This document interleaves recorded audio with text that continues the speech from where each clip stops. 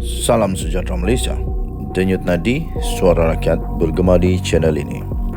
Terima kasih kerana bersama-sama dalam channel ini untuk mendapatkan berita-berita terkini yang sensasi, mantap dan terbaru. Bagi anda yang pertama kali bersama dalam channel ini, jangan lupa tekan butang subscribe, like dan share. Terima kasih sekali lagi. Denyut nadi suara rakyat bergema di channel ini. Berita terbaik di channel ini. Kita jumpa lagi. Salam sejahtera Malaysia. Perdana Menteri menang kes kepada Sanusi. Fitnah Sanusi itulah. Perdana Menteri menang. Saya boleh jamin sekurang-kurangnya 50% PM dah menang. Of course lah 50-50 kan. Tapi saya rasa PM menang lah. Perdana Menteri perolehi perintah injuksi interparti terhadap Sanusi. Ini maksudnya mahkamah mendapati bahawa apa yang dibuat oleh Sanusi itu perlu dihentikan. Maksudnya ada harapan besar. Dia kalah. Perdana Menteri memperoleh perintah injuksi interparti, iaitu kedua-dua belah pihak, bagi menghalang Menteri Besar Kedah Datuk Seri Muhammad Sanusi Makno daripada mengulangi dan menerbitkan semula kenyataan yang didakwa memfitnahnya. Injuksi itu adalah berkaitan dengan kes saman fitnah yang telah difailkan oleh Datuk Seri Anwar Ibrahim terhadap Ahli Dewan Undangan Negeri Adun Jeneri itu berhubung ucapan yang didakwa berbaur fitnah dalam satu kempen ceramah jelajah PNBest Tambun pada November tahun lalu. Hakim Mahkamah Tinggi Alostak Mahazan Mat Taib membuat keputusan itu hari ini selepas mendengar hujahan daripada Peguam Datuk SN Nair yang mewakili Anwar dan Peguam Yusuf Rizal Yusof yang bertindak bagi pihak Sanusi pada 16 Oktober yang lalu. Pada 30 Julai lalu, Mahkamah Sama telah pun membenarkan permohonan Anwar untuk mendapatkan permohonan injuksi ex parte berhubung perkara yang sama. Mengikut pernyataan tuntutan, Anwar mendakwa pada 13 November tahun yang lalu, Sanusi yang juga pengerusi Perikatan Nasional PN Kedah telah memberikan ucapan ketika pilihan raya dan pada ceramah itu sebagai menyokong calon PN bagi Parlimen Tambun, Datuk Seri Ahmad Faizal Azumu, dengan ratusan pengunjung menghadiri ceramah itu. Menurut Anwar, ucapan dalam ceramah itu diterbitkan atau menyebabkan penerbitan semula dan disiar secara siaran langsung dalam Facebook bawah nama Faizal Azumu yang mendapat tontonan lebih 88,000 kali, 531 reaksi, 58 kali perkongsian dan 384 komen setakat tarikh pemfailan saman itu. Pengerusi PH itu mendakwa pada 14 November tahun lalu kenyataan fitnah daripada video itu telah dipetik oleh Malaysia Kini dan portal tersebut menerbitkan satu artikel dalam bahasa Malaysia dan bahasa Inggeris bertajuk Kes Liwat Anwar. Dulu kesian sungguh, sekarang pas kena pikir. Anwar mendakwa kenyataan fitnah itu antara lain membawa maksud plaintiff mendapat pengampunan dirajam melalui penipuan dan kekal tidak diampunkan, serta memperdayakan Yang di-Pertuan Agong, seorang pembohong, tidak boleh dipercayai, tidak beretika dan mengkhianati mandat rakyat. Wow, ini teruk nih.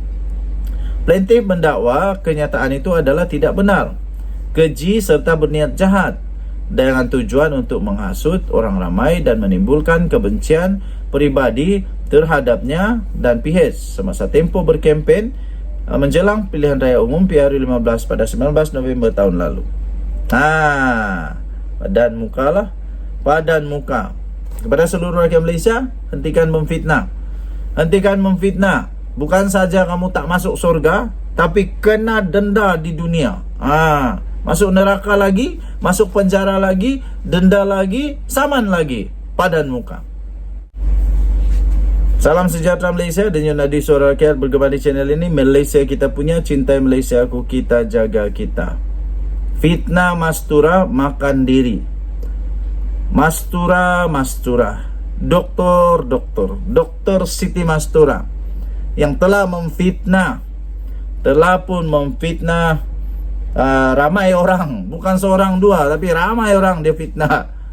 Tapi setakat ini belum ada lagi lah mahkamah putuskan sama ada dia memfitnah atau tidak. Tapi sudah ada keputusan pembayang bahwa ada kes saman fitnah Siti Mastura diarahkan oleh mahkamah file pembelaan.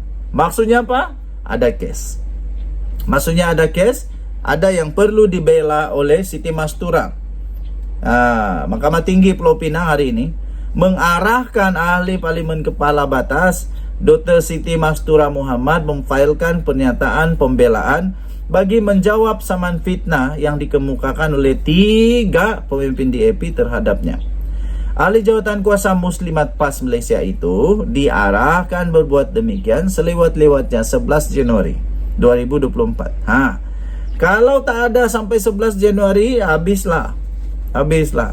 Ini betul-betul makan diri. Kerana Dr. Siti Mastura sekarang ramai orang buat meme tentang kedoktoran PhD ni. Apa tidaknya Lim Kit Siang dengan Lim Guan Eng dikasih sama tiba-tiba dengan Lim Kuan Yew. Bukan Lim Kuan Yew lah, Lee Kuan Yew. Aduh, doktor. Hakim Datuk Kwai Chew Sun turut menetapkan pada 9 Februari untuk pengurusan kes selanjutnya. Pengurusan kes melalui simekan hari ini berlangsung di hadapan penolong pendaftar kanan Tunku Intan Nadira Tunku Muhammad Nazarin. Plaintiff yang diwakili Datuk Sankara Nair, Jadin Pun Wai Ken dan Wong Guo Jin, manakala Muhammad Hakimi Farhami mewakili defendant. Saman itu difailkan oleh pengerusi DAP Lim Guan Eng, Lim Kit Siang, ahli Parlimen Seputi Teresa Kok, jadi 3 daripada firma SN Nair and Partners di Mahkamah Tinggi Georgetown pada 27 November lalu. Ketiga-tiga plaintiff itu mendakwa Mastura telah mengeluarkan kenyataan bahawa mereka mempunyai pertalian dengan Parti Komunis dan ketuanya Chin Peng serta bekas Perdana Menteri pertama Singapura Lee Kuan Yew.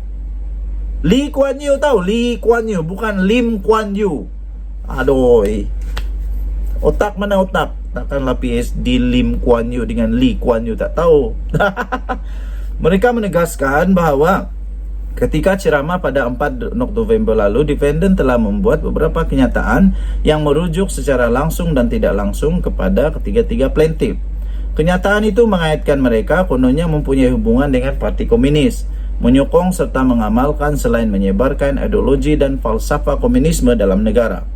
Menurut plaintiff, kenyataan Mastura juga mengandungi butiran bahawa mereka adalah musuh negara serta tidak mempunyai kesetiaan kepada raja dan negara, selain warga negara yang tidak setia dan mengamalkan ideologi terlarang. 3 pemimpin DAP terbabit juga mendakwa kenyataan defendant turut mengandungi butiran bahawa mereka ancaman kepada keselamatan negara. Mastura juga mendakwa ketiga-tiga ahli politik berkenaan adalah sebahagian daripada agenda Klan Lim untuk membentuk sistem kader, iaitu istilah yang lazim digunakan dalam struktur Parti Komunis oleh DAP bagi menyebarkan ideologi dan falsafah komunis di negara ini. Sehubungan itu, plaintiff menegaskan bahawa dakwaan defendant adalah tidak berasas, palsu, berniat jahat kerana sengaja mengaitkan mereka dengan Parti Komunis dan Chin Peng. Tindakan defendant jelas sekali didorongi dengan tipu muslihat untuk mendapatkan publicity bagi menaikkan imej parti politik defendant. Menurut ketiga-tiga plaintiff dalam pernyataan tuntutan. Habislah. Kalaulah seorang mereka pergi saman 10 juta, 10 juta kali 3 orang 30 juta. Tak apa, doktor kan kaya.